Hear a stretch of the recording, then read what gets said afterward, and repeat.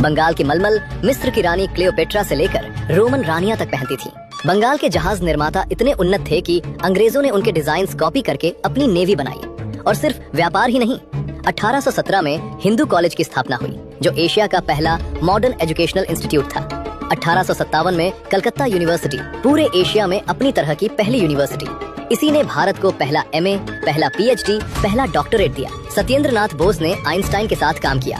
God's particle, Higgs boson का boson इसी बंगाली वैज्ञानिक के नाम पर है। राजा राम मोहन राय ने 1829 में सती प्रथा बंद करवाई। ईश्वर चंद्र विद्यासागर ने विधवा पुनर्विवाह कानून पास करवाया।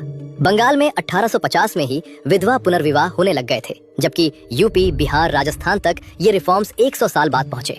विज्ञान में जगदीश चंद्र बोस ने 1895 में रेडियो वेव्स ट्रांसमिट किए, मार्कोनी से 2 साल पहले। सुभाष चंद्र बोस ने 1920 में आईसीएस एग्जाम दिया। पूरे ब्रिटिश एम्पायर के सबसे मुश्किल एग्जाम में चौथी रैंक लाए। सिर्फ 4 अंग्रेज उनसे ऊपर थे।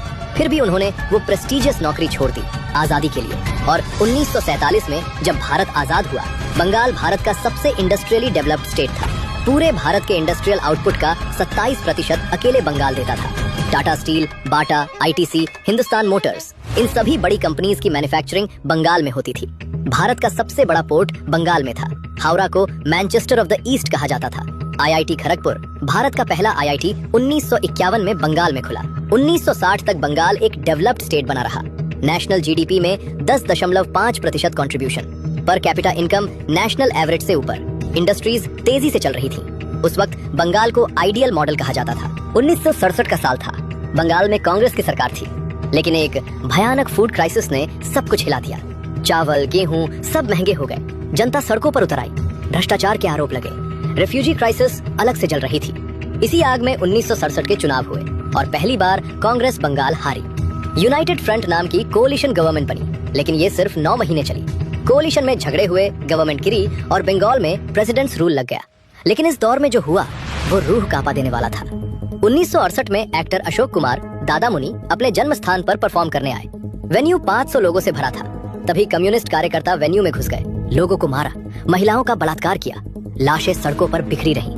और ज्योति बसु का बयान आया, the rise of the proletariats against the bourgeoisie.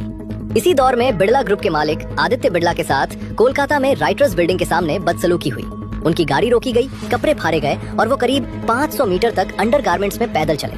उन्होंने फ्लाइट पकड़ी, बॉम्बे गए, सारे इन्वेस्टमेंट्स वापस खींचे और कभी कोलकाता नहीं लौटे। अब सोचिए, कौन इंडस्ट्रियलिस्ट वहां रहना चाहेगा? 1977 में सीपीआईएम पूरी मेजॉरिटी के साथ सत्ता में आई। ज्योति बसु चीफ मिनिस्टर बने और यहीं से बंगाल की तबाही का असली अध्याय शुरू हुआ।